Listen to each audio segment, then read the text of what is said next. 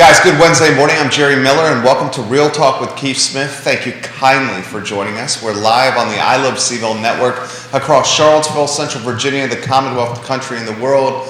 It's the first day of June.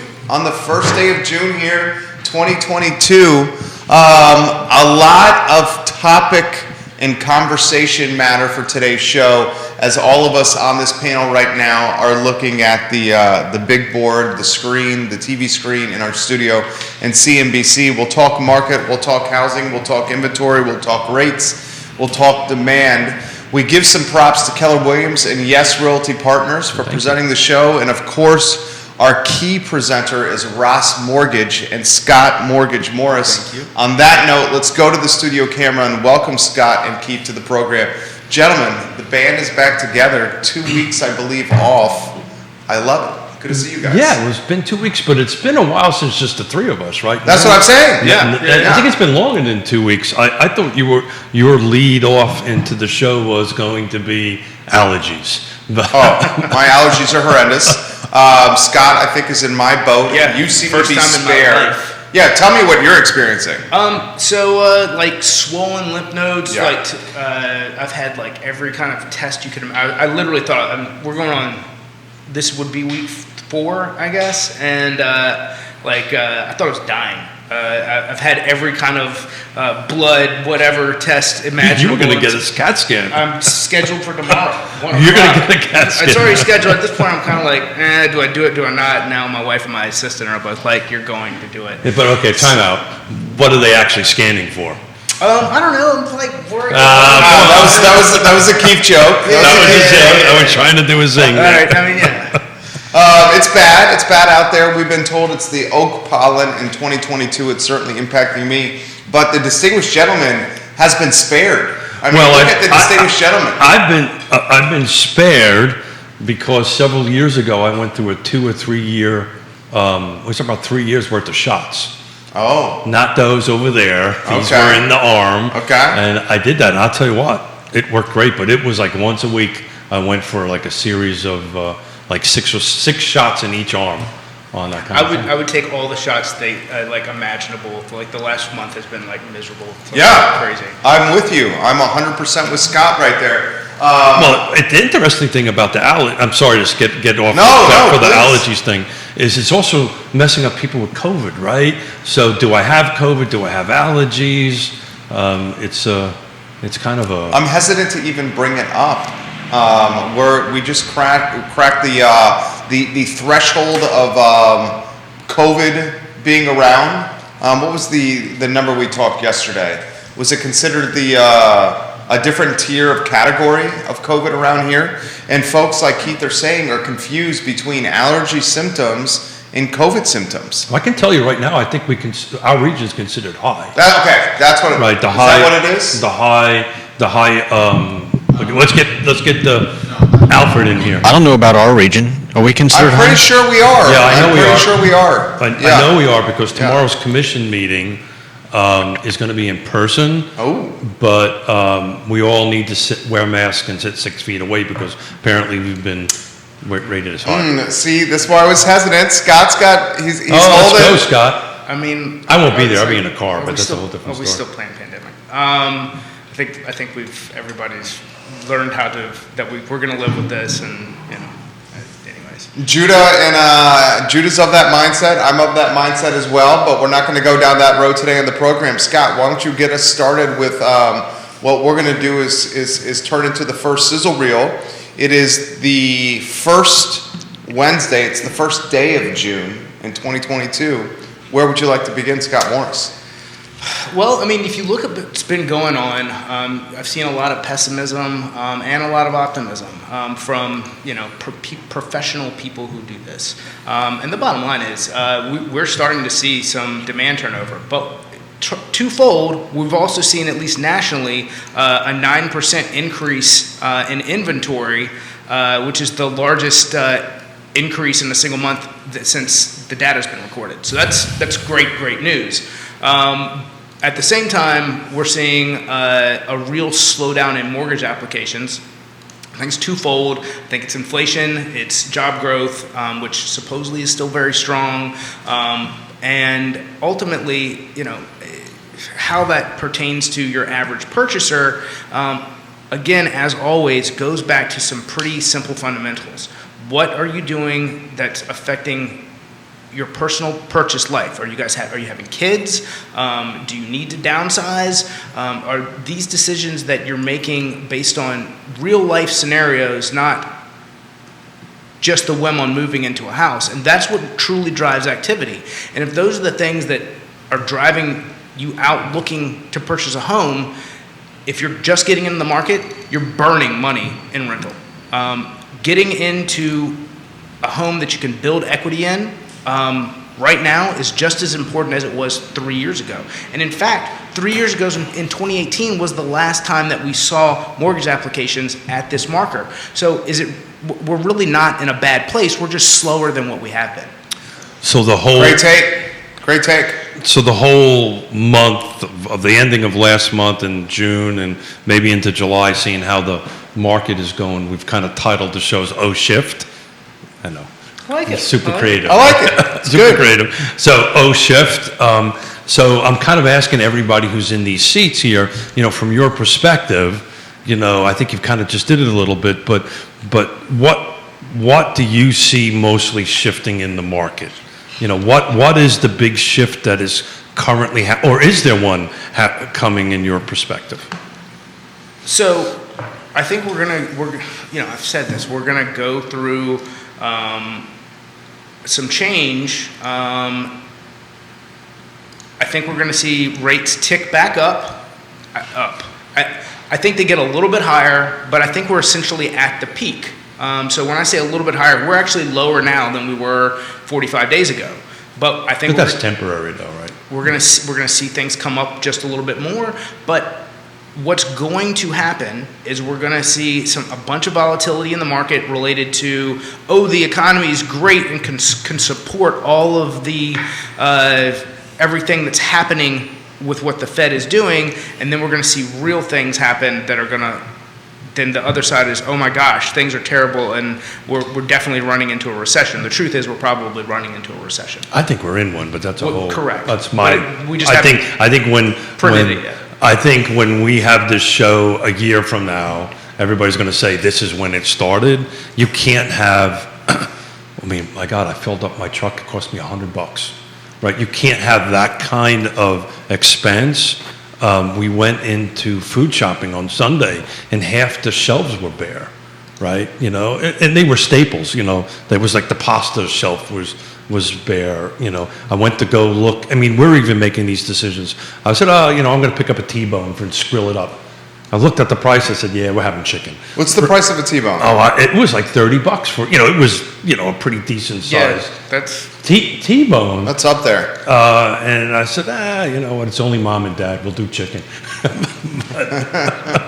But I had my mother and father over dinner. You didn't take care of Pop? Yeah, he likes chicken. Yeah. Okay, there we go. Tell me.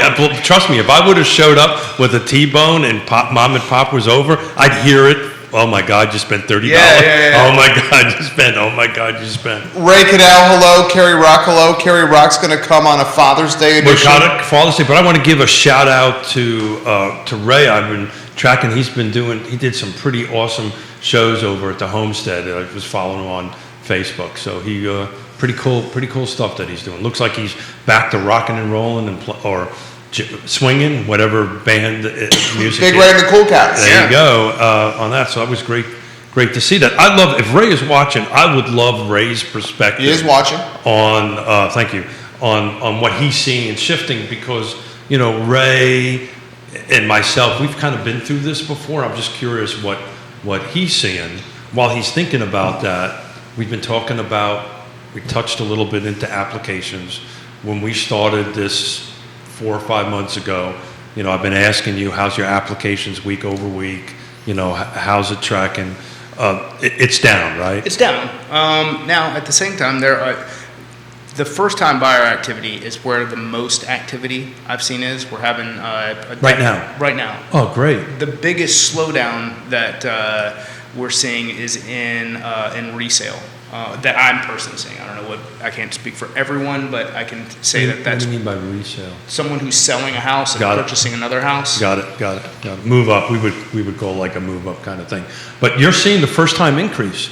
Talk about that because from a percentage standpoint, the number of applications coming in are from, I would say, from say 40% up to 60%, 70%. So what do you attribute that to? Because there's no, I mean, rent's expensive, bro. Yeah. Yeah. So it's interesting. So there's an article that I read this morning. The title is "The Shift Has Begun, but Rate Hikes Won't Be Housing's Achilles Heel."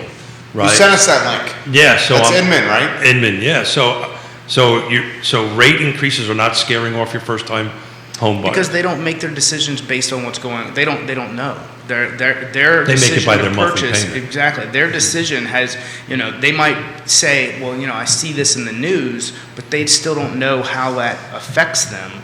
Their goal is to get into a home. Yeah.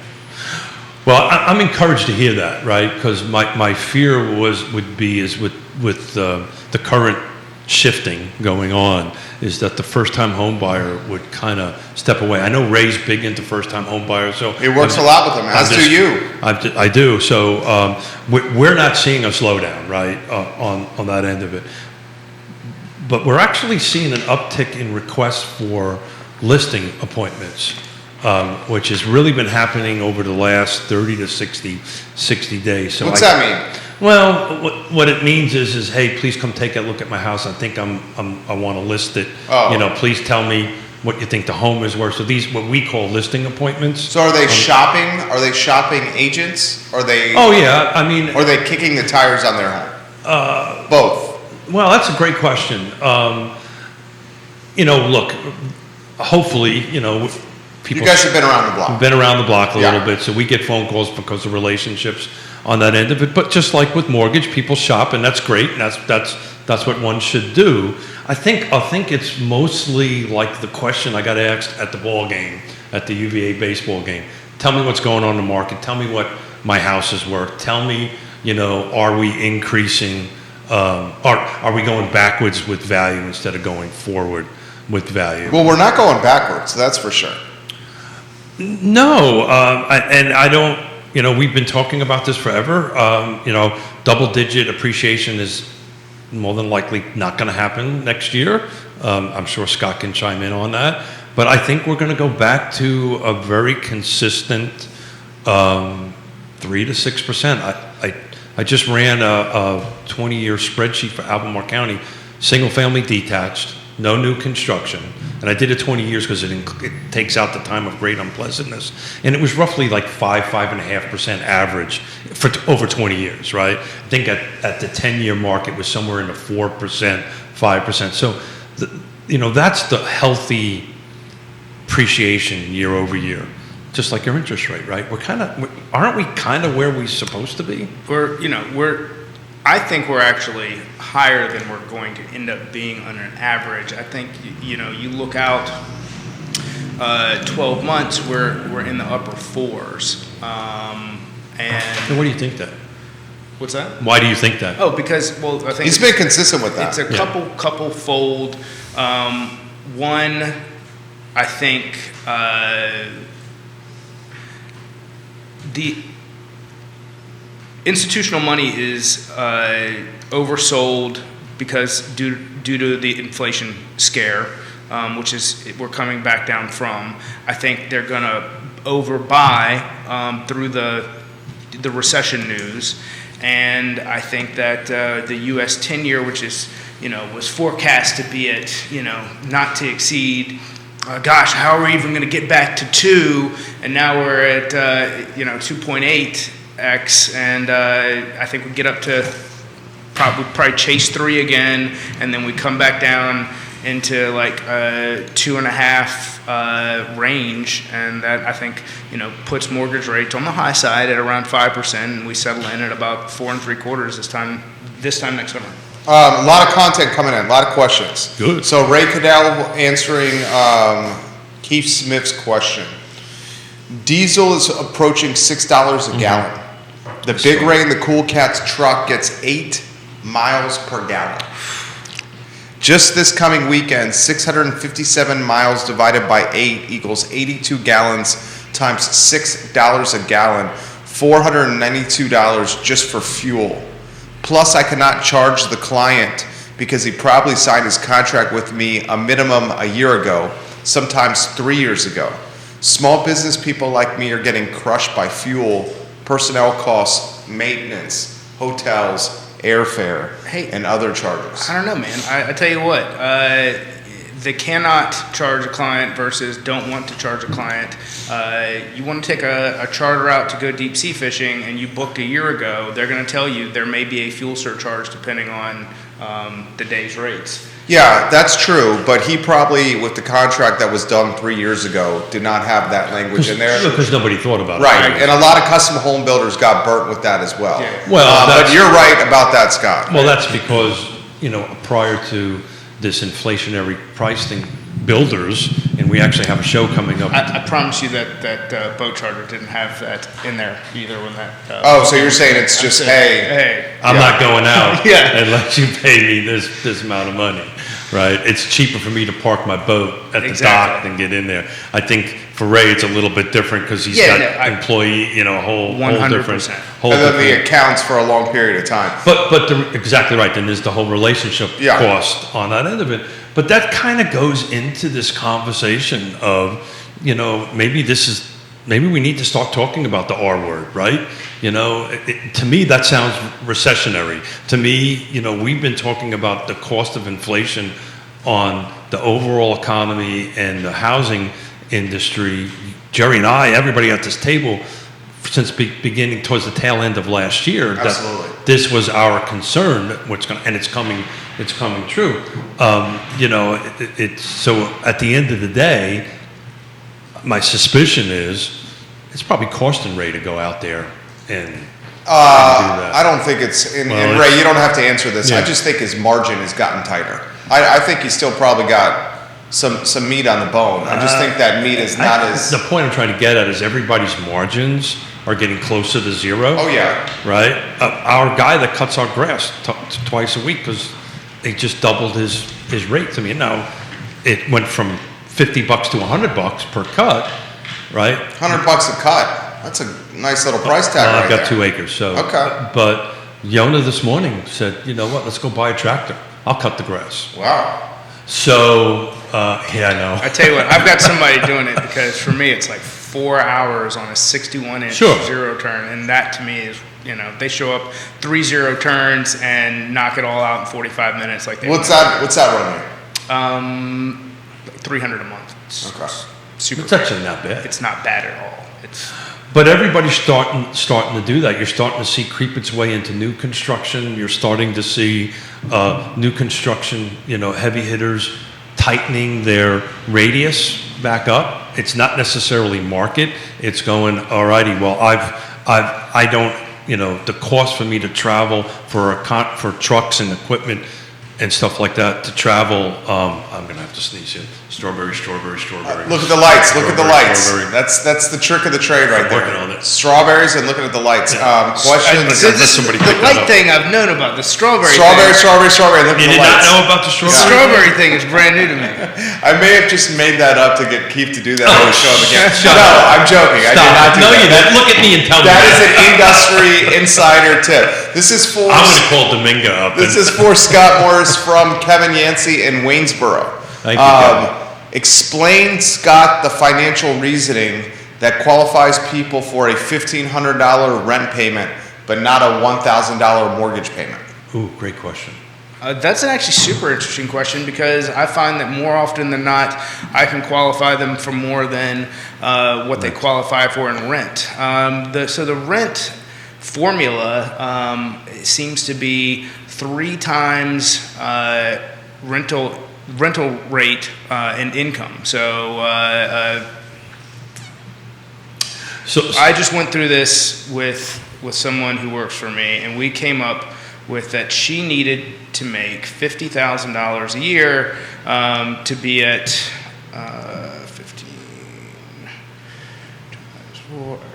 54,000 a year to meet a $1,500 rent qualification.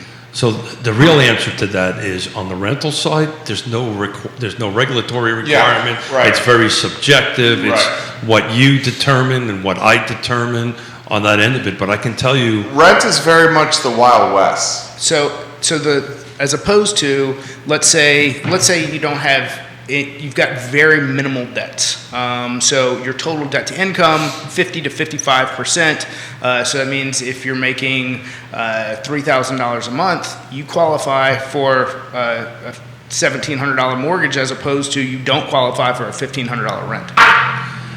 Good knowledge there. but it's subjective. It's what the landlord, unless it's through a rental company or something like they have some sort of not even a The regulatory. 3 times is the most common one. But I'm also starting to see, because I was talking to Suzanne Real with Ally. We should give her props. Suzanne Real, we're Ally property manager, because our one rental we have is turning over, and we found a renter in that I think we bumped it like 2% just to cover basically CPI. Very fair. Yeah. 2% is very fair. Yeah, our cash flow is good. We're trying to do the right thing and help out whoever we can help out on that end of it.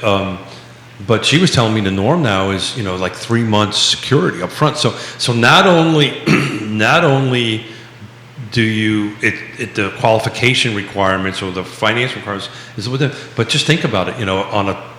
I'm just going to do simple math. On a $2,000 per month rent, you got to write a $6,000 check. Yeah, which is down payment. very close to down payment on a That's house. exactly right.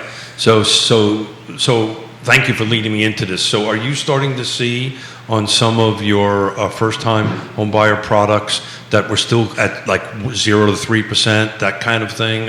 Is that still holding, or are they charging? They're wanting more down payment. The lenders. I have a conference call with Virginia Housing actually tomorrow, to where they want to apologize for the product. They are super challenged as far as what their abilities to do in this market environment are. And why is that? Without throwing them under the bus. I mean, their offer is less attractive than someone who's being able to make a payment of down payment and closing costs together. So the question though is are you still seeing 0 to 3%, or are the lenders starting to want more money down payment? No. 0 to 3% is still absolutely there. Some of the down payment assistant programs are where the struggle is. Yeah.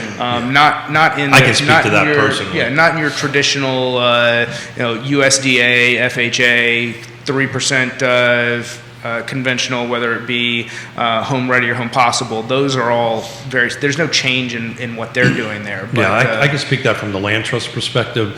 If a buyer has the 3% down payment, they'll go through the sales funnel much faster than if they need down payment assistance. And talk about Wild West.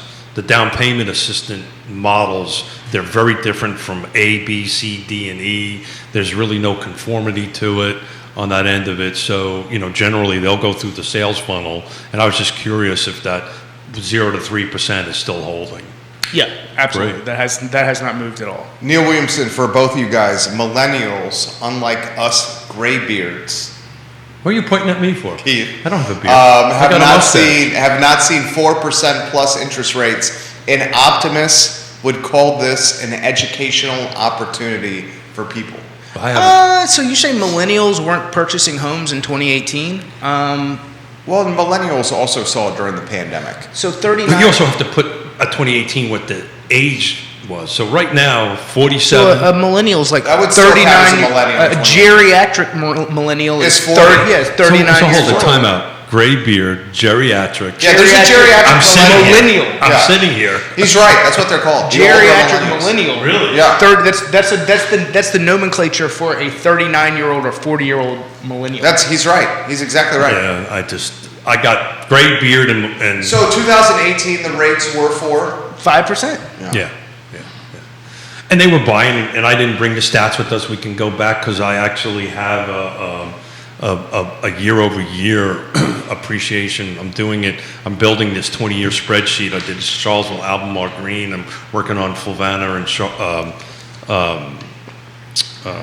Nelson County to see what it was and comparing it to what the interest rate was at that particular point in time. The difference is the volume of sales, right? The volume of sales were a lot less, but they were still selling homes, and they were selling homes at a pretty decent clip on that end of it. So, gray beard, what was the rest of his question? Geriatric millennial, gray beard. Gray beard. I got to write these things down. I'm learning from here. Ray wants to point out to everybody that's listening that the first-time home buyer has significant inventory issues, and that's causing problems for people looking to move up the ladder as well. So that's important to emphasize. We still have significant housing affordability issues, especially with the first-time home buyer in today's market. In fact, in markets everywhere. Yeah, so housing affordability, as you know, we've switched that term from affordable I like that housing to housing affordability. You know, that's going to be a great topic for Friday's show with Neil and Sean on here to talk about that. But the reality of it is more needs to be built. And Quentin Beckham. Is Keith sitting Smith is going to be making a jaunt up the Eastern Seaboard. Yep, going to go see the grandkids, and we didn't get a chance to celebrate their birthday in December because both of them had COVID, so we're going to go up there and hang out and do birthday cake stuff. That is awesome. Speaking of birthdays, if he is watching or any of the people who know him, reach out to Barry Morse and tell him happy birthday. Barry Morris, happy birthday. Is that your father? That is my dad, yeah. Papa Morris, happy birthday to you. How old's Dad today? 73. Oh, it's a young man. Good for Dad. I like that. Keith Smith, this question's come on the feed for you from Grayson. Has inventory opened up in the footprint you cover, Keith? You know, the answer is no. My dyslexia kicked in yesterday when I was looking at it, and I inverted the new on and the pending.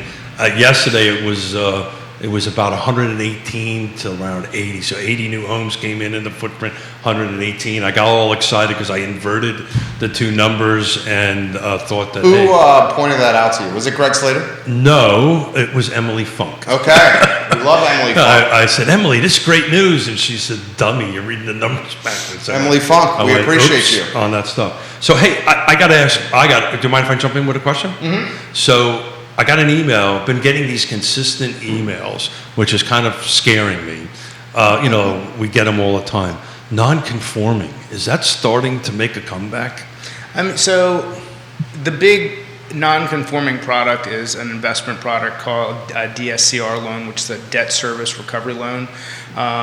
And that's probably what you're seeing the most activity with, and that's basically like a stated income or a projected income on projected rental with a 30% down payment is your typical what that looks like. The rates are tough right now. You're probably 8% on a lot of that.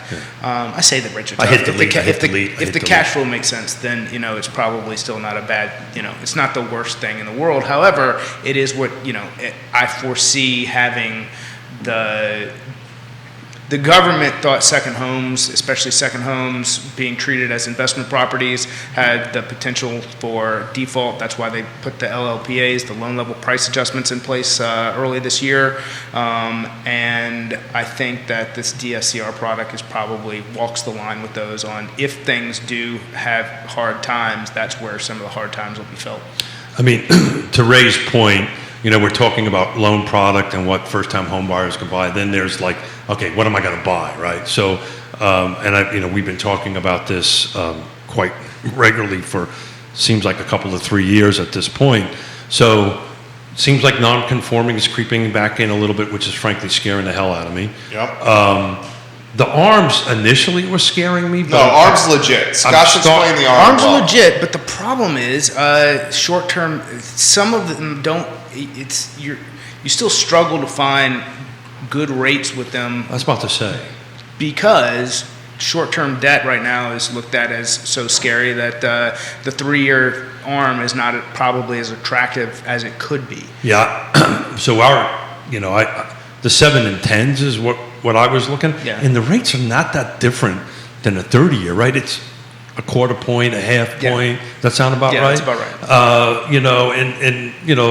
that may sound a lot in the conversation, but when you do the math and break it down, it's really not that much more per month. Considering how long, like, the chances of you most likely, I think a lot of these loans will be refinanced in 24 months that are being issued now. I think we're going to see Because you say rates are going to go down. I think rates are going to, I think they're going to come down. So you're thinking these 3 years are going to get refinanced? 3-year yeah. arms. Oh, absolutely. Yeah, but at the adjustment period for the people who can and the people who can't, I think are going to be in maybe a not fun place. But if you're in for, look at your total loan cost. All of that matters. I don't recommend to a lot of people like paying discount points if they don't have to, if they're in a good credit place, because you're likely going to refinance that loan before you actually get the money back out of the lower payment. So to go back to what am I going to... Good advice. There's never bad advice that comes out of that side, Yeah, good advice. side of the table. Maybe outside of the work environment there is. Like I said, during the show. Okay. Life choice is a different story. Conversation. Actually, you did pretty good with your life choice. Oh, yeah, he's got a beautiful wife, 3 great kids. Thank you. Got a farmette in Culpeper. How many chickens we got left this week? Well, we're back up. We're in the 20s with chickens again. Oh, good night. Yeah. Good. I had that on my notes, talking about chickens. Yeah. The Morris children are happy then, huh? Yeah, the kids, they've got their birds to throw grain at, and they think it's a blast. Ray for Keith. Conversation on appraisal problems, please. I'm living in that world right now. Can Scott and Keith speak about appraisals and the temperature or what they're seeing on appraisals locally? So, I'd like to know. I'd love to hear a little more like hint specific towards the problems he's seeing. The problems that I am seeing, and this is in Richmond, Charlottesville, and Northern Virginia, are properties that were. When I reach out to the agent when a problem has shown up and say, hey, if this is bad, can you send me the comps? And I don't get a lot of responses. So these are properties that, for instance, in one of the conversations I had recently was where none of the comps supported. Like at the last few, I think Carrie talked about it, where it's the last 2 in a subdivision, and they're priced $20,000 higher than everything else that has sold comparably to it. It's like, well, yeah, you've got a problem. And the problem is what? The properties, they were just brought to market Too high. Yeah. So, so Woody Fincham with the Fincham Appraisals is one of our sponsors, and actually Fincham and Associates. Fincham and Associates. Thank you very much. And if you can tag Woody, because he'll probably chime in and help. Let me clarify. They were brought to the market too high for them to appraise. No, and that's not that there's not activity, and there's not that there's interest, and I think that the appraisal process is in some ways archaic and has its own set of problems. But if you have to play the game, then you have to understand that everybody should be having a conversation in the beginning that says, "Look, this is where we want to be." But we understand that this may not come in. So again, the title of O shift, right? So things are shifting right now. Pricing is shifting. It's not exploding, right? It's just shifting. And to attack or to question Grayson's comment about how the footprint is looking, I've been tracking these price changes very closely, and they're increasing. So what's happening here is the sellers are between 30 to 60 days, I think, behind where the reality is today on the market. So they're pricing their homes. At least. They're pricing their homes based on a 30 to 60 day thinking on it, and you're starting to see when the home's on the market for 4 or 5 days or 2 weeks or something like that, they're making these price adjustments instead of kind of a pricing it, in my opinion, right. Pricing always matters. We're starting to see a couple, and maybe this is what Ray's talking about. This is specifically what he's talking about. Valuation, perfect condition. Appraiser would not go out of the neighborhood, even though I sent him 8 comps within 2 miles. Yeah. So the follow-up question I would have is this a local appraiser from out of the area? Woody Fincham's watching the program Hey, right Woody. now. We love you, Woody.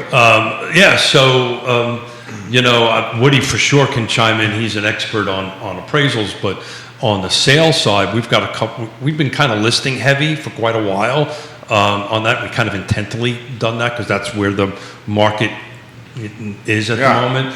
But we're starting to see appraisals come in like 5,000 under contract price, 10,000. So I think what's happening is the appraisers are kind of catching up to what the real world market is at this given moment on it. As far as an appraiser not taking raise comps and all that stuff, we had this conversation with Woody. It's just amazing how some will take it and some won't, and I don't quite understand the rationale why one wouldn't take that information. The follow-up question has been about gap coverage with the appraisals. Are you still seeing them now? No, that's what I was saying. So we went back and negotiated these couple of ones that are under, because the reality of it is, if the buyer goes away, this is kind of the market. So we're going to have to deal with. We're going to either have to adjust the sales price or the list price a little bit, and the ones that we're missing are really close. They're a few $1,000s one way or the other. To me, in today's market, if you can catch it within a few $1,000s, that's pretty darn good. As fast as the market is moving. Are you seeing multiple offer situations with the frequency you saw last year, Keith? No. There's multiple offers. Look, it's and Scott can jump in because he's seeing this from the from the buyers. The offers seem to be, so they are more dialed in. I see maybe fewer escalation and more highest and best with very, like, this is how we want to target this offer. So they're very strong, good offers, but you're seeing less of the chaos. So this is why I'm titling this series Shift. Yeah. Because what's happening, the market is balancing itself out a little bit, or shifting itself out a little bit, and the buyers are starting to understand that. I had an agent call me this Monday or last Monday, because this Monday was Memorial Day, and just kind of hey, what's going on? Hey man, how's it going? I'm like, hey, pretty good. What's going on, dude? So we had a listing this weekend and didn't have an offer. And it's like, wow. Yeah. It's like, oh, well. How long has that agent been in the business? He's been in for a while. His wife's been in for a lot longer. Okay. But either way, it's in an area where it was kind of like they were just kind of, anything going on we need to know about? Like, just, they found it. Apparently, they don't watch Real Talk. Yeah, I know. They're in a little different market. So it's 100% right. The buyers and sellers are kind of balancing themselves out a little bit. What I'm seeing as far as multiple offers or not multiple offers, and again, those of us who've been around for a while, this is not a normal occurrence, right? I remember I would show a house for Jerry, or Ray would show one of our houses. And we pick up the phone and say, hey, Ray, how's it going? We would, where's our offer, right? Kind of thing on that end of it. But the reality of it is, it's also going to be very location driven, right?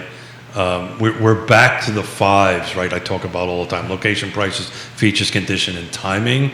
And the locations have these micro locations, and that's where Woody and these appraisers really have to drill in, because it's a micro location on that. So you can be from one side of the street to the other side of the street, and the value could be different on that end of it, and the multiple offers versus no offers on that end of it. You got a question from a colleague in the business, Scott Morris. Are you seeing 15 years with rates going up? So some, but the 15s that we've done have been for clients who were selling and purchasing, and for investors. That's where I've seen the most in the last 2 months. What's good credit 15 at? Today, I want to say just under 4.75. It's not bad. That's really good. So speaking of which, is the credit scores floating around a little bit? Are they raising? Are they lowering? Are they staying kind of stable? I mean, I don't know. That's a difficult question. I think Do Do you have geographical territories where you know the credit scores are going to be better? Yes. Yeah. Got it. And you know the apps that come in from these zip codes are going to be more likely to be approved than other zip codes? Yes. And it depends on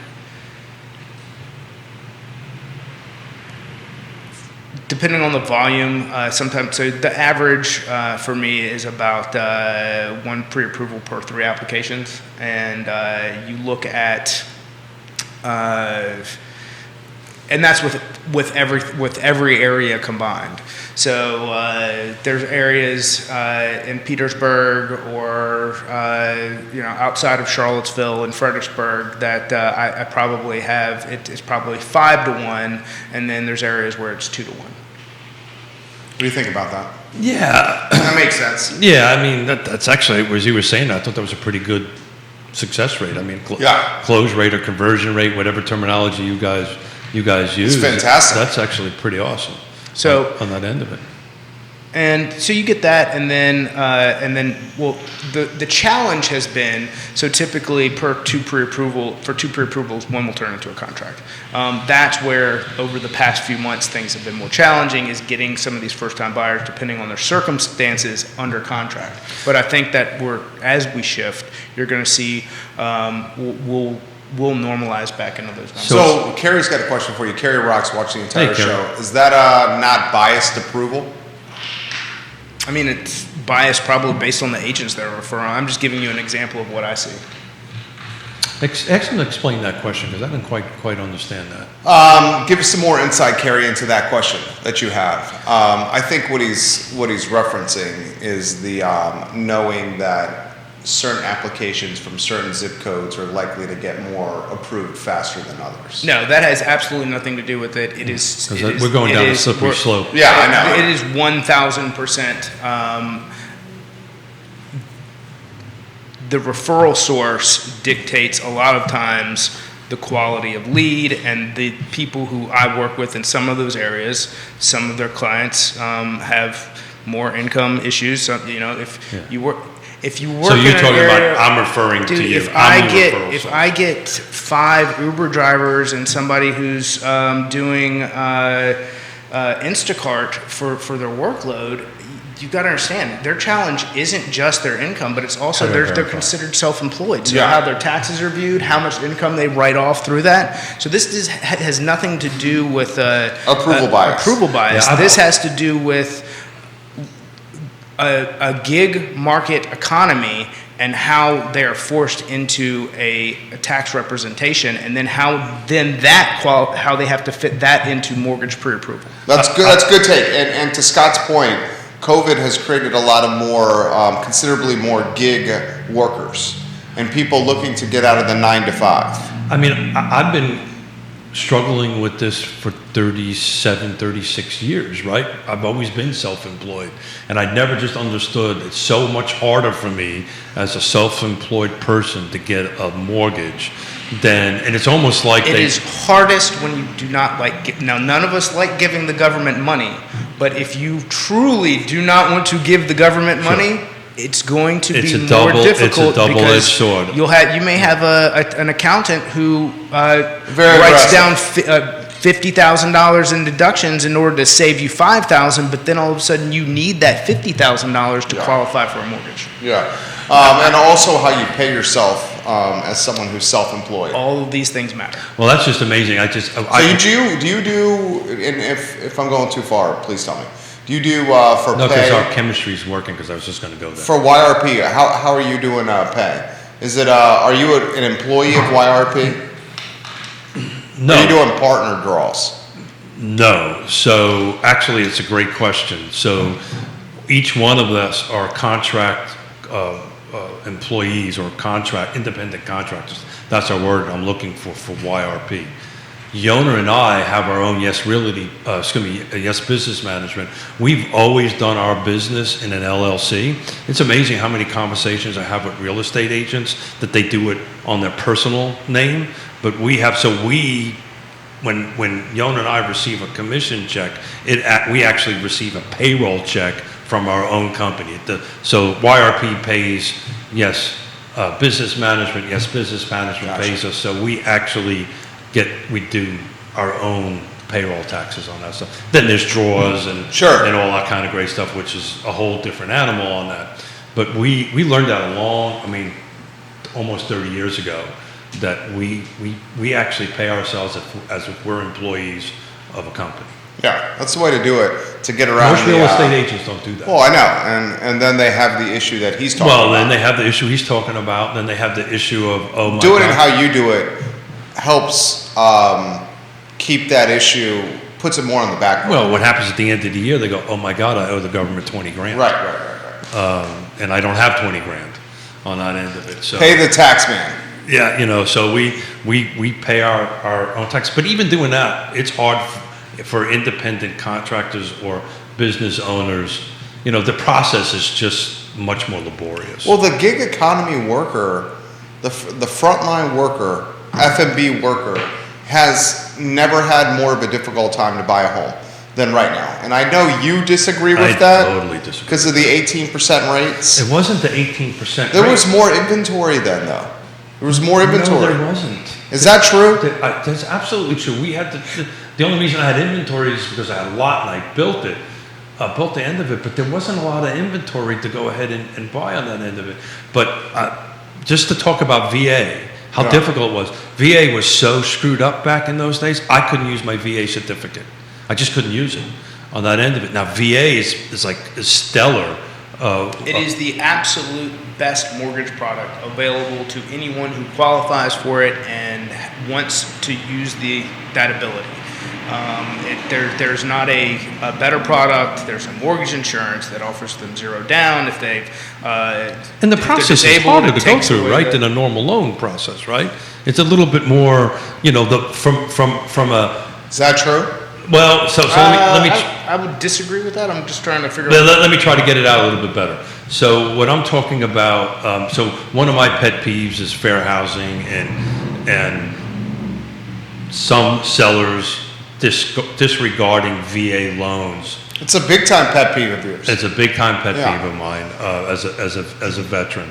But my point is if I'm a seller and you give an offer with a VA pre-approval, and that has a little bit more strength than a normal. That process for you to generate a pre-approval of a VA takes a little bit more work. Carrie says, I used a VA loan for my first home in 2006, and it was the easiest process ever. I could tell you 2018, it was I won't use this word. So, thank you. So,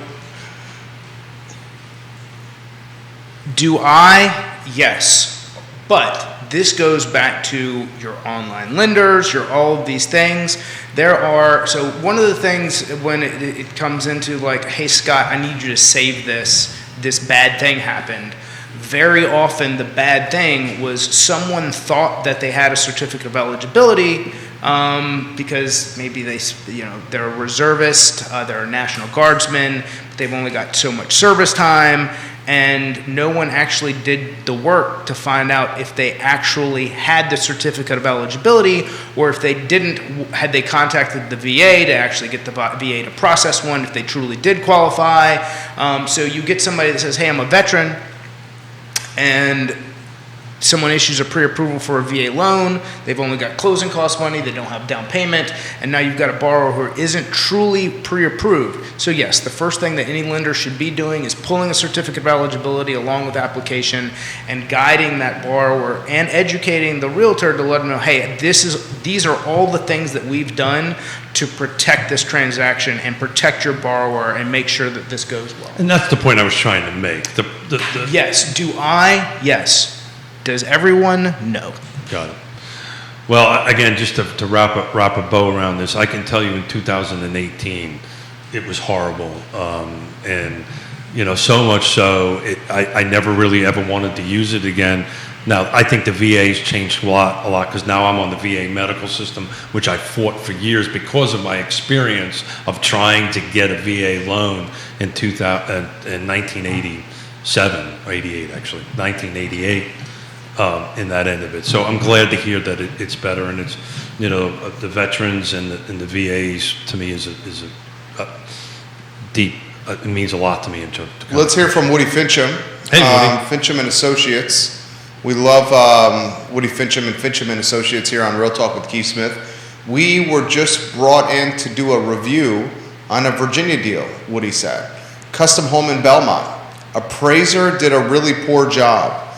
It was indicated in the report that the market was increasing. However, there were sales in the report that were 6 months old and not adjusted forward for time.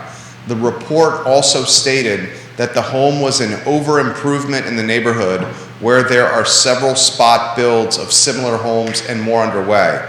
But things are demonstrably wrong. Unfortunate situation for a veteran borrower. What do you pitch him right there? So this is for a veteran. I would love if whoever is watching to see if, we'd love to get involved and see if there's a reconsideration of value through the VA, especially given all the points that Woody just made. And that's where we can actually, if the appraisal was not done in the best way, which is what he described, we can circumvent the appraiser, go directly to the VA with an outline of these are the reasons that it actually meets this value and get that value applied. So a question for Woody, what's the recourse for the veteran and what's the recourse? So what I'm hearing is the recourse is the appraisal either, what I'm talking about needs to be done either through that lender or have it transferred to another mortgage company where you truly have an advocate who understands how the system works and put those things together with help of the agents in order to get that reconsideration of value. That's the recourse. So the path I was going on, and it's for a show when Woody's here, so we can actually respond to it. But what's like on our side of it? If there was some ethics or fair housing crossed, there's paths that a buyer or a seller can take on that. I'm just curious if there's any paths that sounds like we had an appraiser who really didn't do his job. So this is why I have such a problem with the whole appraisal process. So you got a couple of appraisers watching right now. That's fine. When you get into something that is so opinion-based that they could just do their job differently than someone else does their job, But we've got that everywhere. You've got that. I know I've got it in my field. I'm pretty sure you have it in your field. Nobody does anything like Jerry does. So Thank you. Nobody Thank you for acknowledging Nobody has it. Did you hear that, Mrs. Miller? Well, that's because of Judah, but that's a whole different story. Thank you. Did you hear that, Mrs. Miller? That's a whole different story. So you'll even get appraisers that can openly admit, like, hey, yeah, this isn't a good appraisal, but there's nothing technically wrong with it. So while I disagree with what he did, I would have done it this way. That's a problem. That is that. Yeah, but it sounds. Ray says we have serious appraisal issues in the area. Think about this: if an appraiser never went out of a neighborhood for comps, how could prices ever rise unless it was a cash deal comp? Again, this is where Woody needs to be here to really chime in live, and we'll get Woody in there to go ahead and do that. But on our end of it, this may be unpopular, but on our end of it, we brought this up on some shows. One of our ethics is you're supposed to be an expert in your region, right? But that's not being practiced. We know that's not being practiced right now. Well, the point I'm trying to make is. And that's going to get worse as inventory tightens and things get more competitive. Without a doubt. And that's happening. It is happening on that end of it, but the question the step is somebody has to say something. Enforce it. Say something. But right? that's also not happening. And that's also not happening. Yeah. And I'm just curious I know what my path is on my end, on our end of it. I just don't know if there's a path on the appraisal end that, if somebody is really unethically did something, what's the path? But that's my point. It's not an unethical thing. It's truly about someone's opinion can differ from someone else's. It's how they interpret. That's how they interpret value, which is story. a garbage way to go about the process. I see what he's saying there. But I tell the story all the time. We had this. That's human error. Or human interpretation. I'll give you that. Interpretation. Yeah. Your interpretation right. is that that's the right volume of water to drink. My interpretation is this was the right volume. And you can see why there's gray area or delta with what they do. Well, all I know for an absolute, because I lived through it, is what the system we have now is 1,000% better than it was in 2004, 2005, 2006. Does it need to be improved a little bit? I'm sure Woody can share his thoughts. He's sharing his thoughts, and I'm tagging Scott, Keith, and Ray on this. There's a pretty dynamic conversation going on in the message, in the comment section.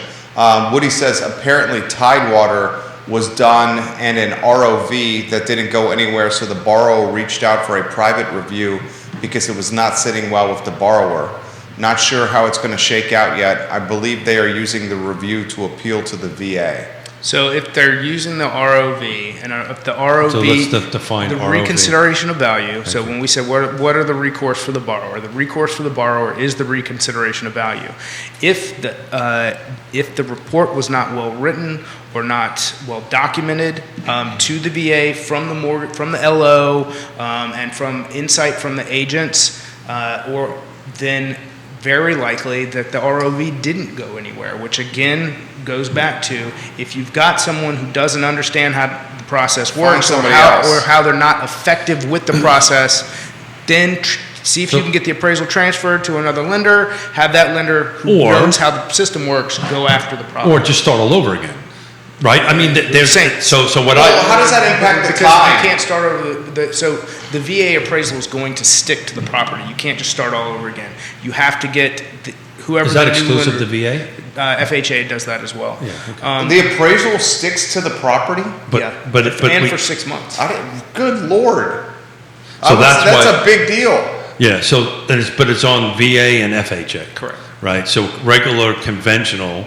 Now, right. regular conventional, you can go get a new appraisal, so that's important to get this thing right. Yeah, because that's extremely important. So it's kind of like a rezoning, right? If you fail a rezoning, well, it's like what you were saying, where you have clients and they find something like mold and they don't want to remediate it. And if they want to remediate it, you call Intrastate Service Company. There's the segue for you. ISC, a home's best friend. Intrastate Service Company. And then you have to have the conversation with the client saying, you're going to remediate it or we're going to disclose it. Well, we have to disclose You it. have to disclose it. I'm now aware of a defect. I have to disclose it. You have to disclose it, We right. have to disclose it. Right. So, I mean, it's a similar type of situation where if the appraisal... Well, that's a little easier to deal with than Well, you this have one. to remediate it. Correct. Because you're saying you're going to put it in the notes. Is what Correct. you're saying, Well, right? we have to disclose it. Yeah. You're either going to fix it or disclose it. It's just the way it is. There's literally a conversation going down here in the comment section, and we're relaying the conversation to Love it when that the happens. panel. Yeah, I love it when it happens too. If a buyer and a seller agree on a price, if it's an arm's length transaction, if neither side is in a distressed situation, isn't that the very definition of fair market value? And should not that take top consideration? This is Ray's comment. Yeah. Yeah. Yeah. Oh, hey, that's what I've said. That's why I said it's an archaic process. It's got some flaws, but at the same time, we let the government stepped in and put some rules in place to prevent. And They I get put rules that. in place. So again, prevent shadiness. if you're going to play the game. Know the rules. Then you got to operate inside the rules. I mean, it's not. I don't like it all the time, but that's the way it is. I learned something today. I did not know that you can't that VA and FHA attaches to. I should. That's a huge deal. I should have known that. I really should have known that, but for whatever reason, I didn't. And So how does it stay attached to the property? it's in the system. So Is that how? yeah, the it's system. recorded. So if another appraiser goes in, They see it. They see Yeah. it. Where's it recorded? And what? That's a Woody Fincham question. I know that it exists. I know Okay. that the problem exists, or that the situation exists. I mean, that there has to be some sort of. But there's other rules in place. So like for an FHA purchase, if the appraisal has increased 100% within 180 days, it requires a second appraisal to confirm the new value.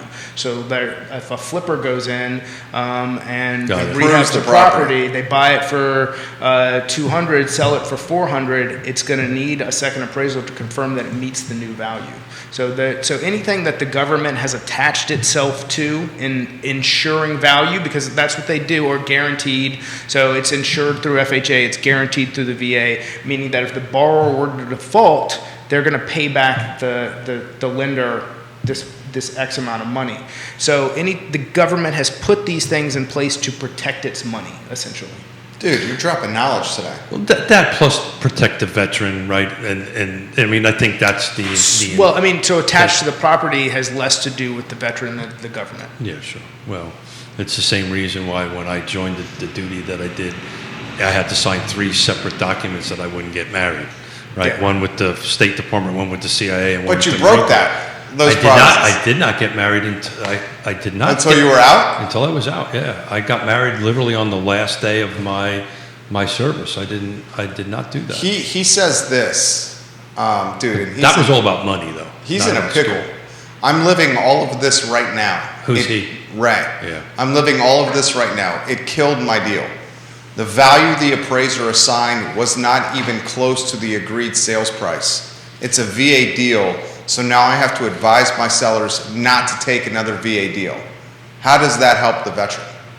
Well, it's not to help the veteran. It's also, how does that not cross fair housing, That's right? what Because I'm- you're not supposed to reject something because of source of funds, right? On that end of it, but it's a true, it's a reality what you're dealing with, because now if you've got 2 offers, sellers, he has 2 offers side by side. One's VA and one's. So you don't. So whoa, you don't. Here's the difference. So at this point, what you have to do is you disclose to a VA offer that we already have a VA appraisal that we fought and we didn't get anywhere with. Here's the value. Does your borrower have $50,000 to pay over that? If the answer is no, we're not discriminating against their financing. They're just not qualified to purchase this property due to the appraisal. So the buyer has to bring whatever the cash difference is in that, and I suspect, I know Ray well enough to know this, that the delta is pretty large. Yeah. Otherwise, he would have negotiated it. Well, down. Woody, to Scott's comment, the appraisal process is a scientific approach that ends in an opinion. Data is used to support that opinion. While it is an opinion, it should be reached with supporting data. Unfortunately, some appraisers hide behind ambiguities. I read appraisal reports all the time as an informed professional and can discern how some appraisers get to their opinion. And Ray said if it was close, I would have made the deal like you described. Yeah. I mean, so that tells me the delta is massive. Is massive, and Ray is we talk about lessons from the legends. He's a pro. He's a legend on that end of it, so I'm confident that he did his pricing right on the market value on it, and we now just got a goofy appraisal. But the problem is the seller now is kind of hamstrung for 6 months, right? He can't accept. There still could be some outs there, depending. You're saying call Ross Mortgage and Scott Morris. I'm saying that. Well, Ray can't do that because he's representing the seller. Right. Yeah. So the buyer. It would have to be the buyer to call the Scott. buyer's agent would have to reach out and call Scott on that end of it. You I'm should sure suggest that, Ray. Ray could that. surely suggest that. Yeah. But at that point, this is especially if the delta is that big, it's something's really wrong. Yeah. There's no doubt in my mind that Ray got it awfully close. Multiple offers in 3 days, by the way. He took the VA deal because he liked veterans. Respect for taking the deal. But as representing his seller, I'm sure he's going to terminate the contract, put it back on the market, and his seller will do fine. He'll find another. We learned something today. I learned something today. Yeah.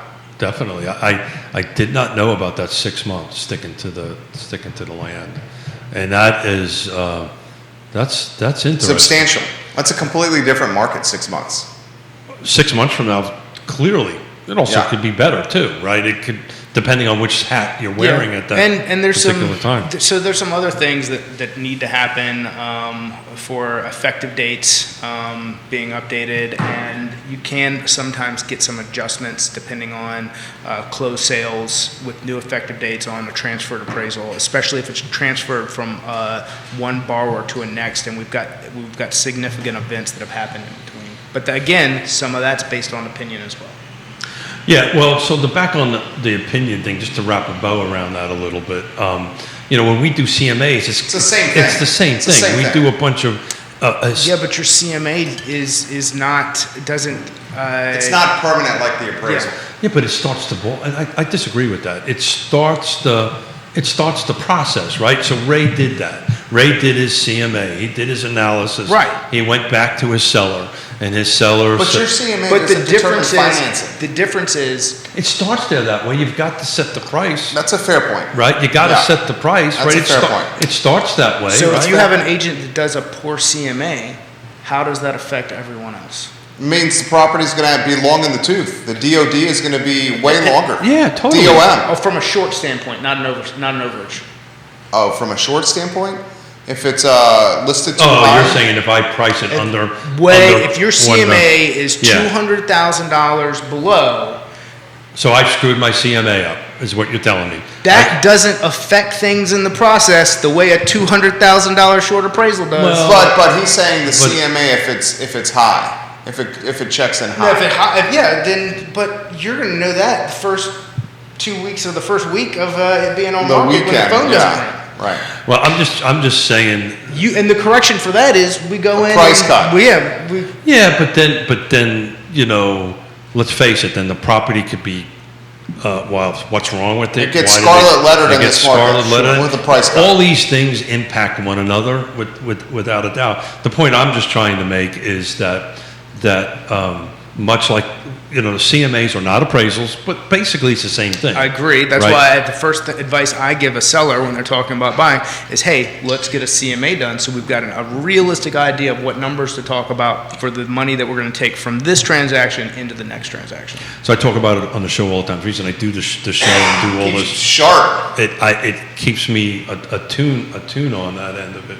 But yeah, so again we got a couple of rules. We don't point fingers and all this kind of great stuff. So we follow that rule. We follow that rule and all that, and that stuff. But the only point I'm trying to make is that we do the same thing and we get it wrong. But if I get it wrong, it does impact the market. It impacts the market overall, right? It impacts my client overall. If I'm not professional enough to. I would say your CMA, your initial pricing out of the gate, is an easier pricing than the appraisal and what Woody is doing. But we have to match it, right? So I kind of disagree with that, right? Because as I said before, some of the ones that we've been doing, we've been hitting. If we're off by a few thousand. But you can make a mistake. Don't do that. I know. I'm not saying you do. I'm saying let me rephrase that. Mrs. Smith doesn't do that. But yeah, you could. Yonna never makes mistakes. No, absolutely. We love Yonna. Absolutely not. But yes, I can make mistakes. Probably made 24 of them during the show, right? So everybody makes mistakes. Everybody does whatever it is on that end of it. But to me, this is all part of this big process, right? If we don't get it right, then the appraisal's right. Scott can't help because we started the ball rolling wrong, and then we've got to go ahead and get it fixed. If I've missed the CMA, I'll raise my hand up and say, I missed the CMA, I'm sorry. But I have to tell you, we don't miss CMAs because we do our homework and we know where we're at. And Woody is probably also very accurate in his, but my point is not to people who do good work. Yeah, so and neither is Ray's.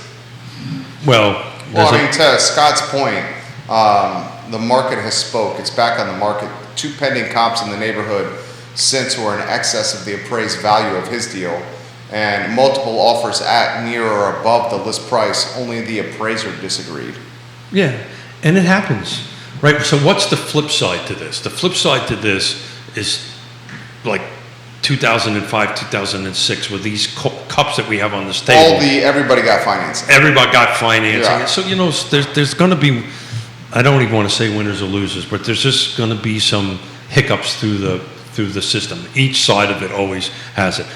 Trust me, as one who lived through it, I'd rather have this discussion and how we can help our clients. And this goes back to my statement, like, look, if you're going to play the game, you got to play inside the rules. And that's, and sometimes the rules suck. And that's for whether you're playing golf or you're, whatever you're doing, sometimes, the way it is isn't the way it should be. Well, rules are rules, and to say that I stretch them from time to time. Yes, I know. It's three people here that stretch the rules on this show right now. Close where this question. Where do you think we're heading in June and July?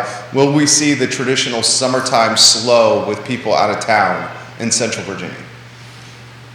I think we're kind of getting there. Like, kids are out of school. We're starting to see a little slump there. Like, vacations are starting on top of all the market conditions. So I think it's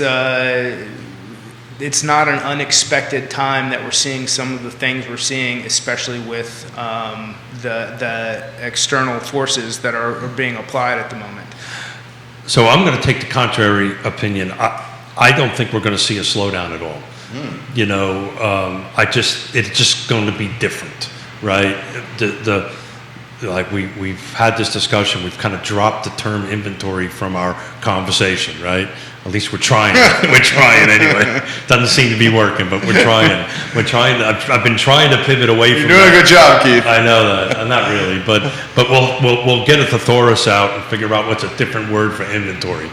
But the fact of all that's happening is the buyer pool is just leveling off a little bit. The inventory is not rocketing up to go ahead and do this. It's just that the buyers are going to buy and sellers are going to sell. The volume of the transactions will kind of balance itself out a little bit on that end of it. But I don't see the traditional, hey, we're going to stop looking at houses in July. We have appointments for people wanting to look and put homes on the market for July and August. So you have some active listings right now. Do they just go pending? We got one coming soon in Belvedere that is going to go on the market, I think, on Friday. Judah would know that answer right there. I don't know if it just happened yesterday, so I'm not so sure Judah got the feedback on it. But yeah, so the short answer is in today's environment, listings are good. We're light on listings on that end of it. We're heavy on buyers. It's just, I think before we wrap up, are you finding the buyers right now, particularly the first-time home buyers, their psychology is a little bit different now? Okay, I missed one, I missed two. Are they? It depends. I think I've still got people who haven't made or haven't gotten on board with, look, this is what you might have to do to win. So sometimes it still takes going out the first time. It may take losing something before they're like, you guys are serious. And they go out and price points dependent as well. If we're talking that sub 350, that's what I mean. It's either, look, hey, you're all in on what we're describing because here's why we're explaining it to you as far as what actions to take to win, or you may not. You may have to lose and then go, oh, all right. So it's all about motivation. It's about motivation and where they are, and how we all learn differently. So we have buyers in that $500,000 to $1 million price point that has cash actually, and we would send them some stuff coming in, and they would say, well, how much over do you think this is going to bid? And I said, well, I think it's probably going to go here because I think I did my CMA, go back to CMAs on that end of it. I think they priced it a little low on that end of it. I think you're probably going to be 10,000 over. And they just won't look. So, no, I don't want to play the game, right? I don't want to go over a certain dollar amount. Again, these are cash buyers, right? So they're in somewhat of a different position on that. Keith Smith, Scott Morris, you guys were on point today. Thank you. I missed the three of us on the show. Yeah. First time, I think 2 weeks, maybe 3 weeks. No, it's much longer than that. The three of us together? Just the three of us. I'll have to go back to Keith, Real Talk with KeithSmith.com and go back a bit. I think it's been much longer than a month. It's nice. The three of us. I like this Batman, Robin, What's Spider-Man? whatever. Yeah. Who's your favorite superhero? My favorite superhero? What's that guy? October, he's got to wear the costume. So what's this guy? Halloween. Then I'm going to put more thought into it. You look like to this. be continued. You look like this. What's the guy that was a wrestler turned? He does movies now. He did some. John Cena. Yes. Saying he looks like The Rock? No, No. he's saying I look like I know John Cena. Cena's good. Cena's good. What's Oh, the one? yeah. What's the? He just did. Oh, John Cena he's got. Hey, Joe, no, what's the name of the show? It was Peacemaker. Peacemaker. That's it. Okay. I'll do Peacemaker for Halloween. Absolutely. He's hilarious in that. I'm sorry. John Cena's I think hilarious that's in on that show. HBO. I actually Is brought that this right? up a couple. Yeah, you said watch the show. I get do what Scott Peacemaker. Here we says. go. So he's going to be John Cena in Peacemaker for Halloween on Real Talk. Absolutely. Are there tights involved with that costume? Oh yeah. We're gonna make tights involved in it. Judas, Not as bad as He it could be. or something. Some He does have a helmet. He's got Goofy a red goofy helmet. helmet. Keith Smith is Batman. I'm Robin. He's Alfred. And this is Real Talk with Keith Smith on a Wednesday, presented by Ross Mortgage. Today's show was dynamite. I want to give a special shout out to Woody for chiming in. We love you, Woody Fincham. This was a hard conversation to have without the man at the chair. So And if you see Barry Morris walking around That's right. Fluvanna, yeah. when you see Barry Morris around Fluvanna, wish the man a happy birthday. He's 73 years young. 73 years young. 73 happy birthday, years young. Dad. For Scott, Keith, Judah, and Liza, my name is Jerry, and this is Real Talk, presented by Ross Mortgage Guys on the I Love CVille Network. All the shows are archived at realtalkwithkeithsmith.com, and the I Love CVille show is up in 55 minutes. Take care. Nicely done, Scott. Thank you.